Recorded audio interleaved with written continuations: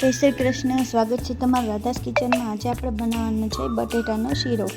એના માટે મેં અહીંયા 500 ગ્રામ બટેટા મિક્સ કરીને લીધા છે, બાફી લીધા છે પહેલાં। પછી એક કડાઈમાં 100 ગ્રામ જેટલું ઘી ગરમ મૂક્યું છે। હવે એની અંદર મિક્સ કરેલા બટાકા ઉમેરી દેવાના। ત્યારબાદ બધું સરસ મિક્સ કરી લેવાનું। ઘી સરસ એબ્ઝોર્બ થઈ ગયું છે અને બટેટા થોડોક બટેટાનો કલર થઈ જાય ત્યાં સુધી હલાવવાના છે ઘીમાં। સતત હલાવતા રહેવાનું છે જેથી બટેટા નીચે બેસી ન જાય।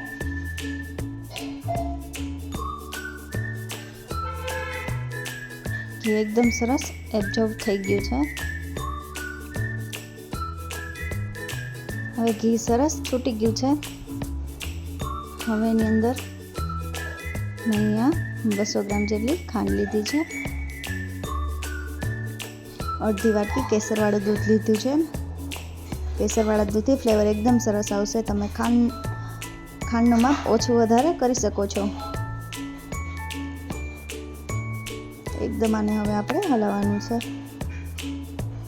બધું સરસ મિક્સ કરી લેવાનું, ખાંડ અને બટેટા।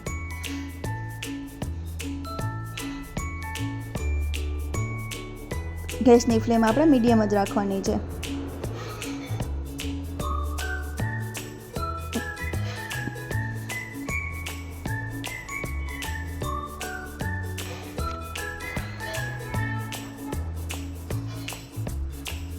હવે 5 થી 7 મિનિટ હલાવશો ત્યાં જ આપણે આમાંથી ઘી છૂટું પડી જશે। સરસ આપણે ઘી છૂટું પડી ગયું છે સાઈડમાંથી।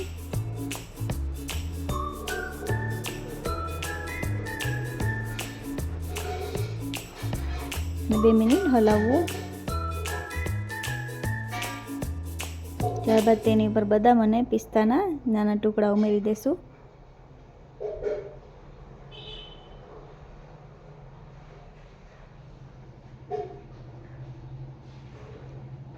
હવે ડ્રાય ફ્રૂટને પણ મિક્સ કરી લેવાના।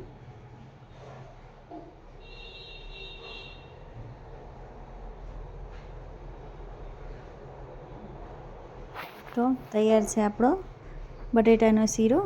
એની ઉપર બદામ અને પિસ્તાના ટુકડા ઉમેરી તેને ગાર્નિશ કરી લેશું। તો તૈયાર છે આપણો બટેટાનો શીરો। જો તમને મારી રેસીપી પસંદ આવી હોય તો મારી ચેનલને સબસ્ક્રાઈબ કરી દેજો, મારા વિડીયોને લાઇક કરી દેજો, શેર કરી દેજો અને કમેન્ટ કરીને જણાવજો ક્યાંથી જોવો છો।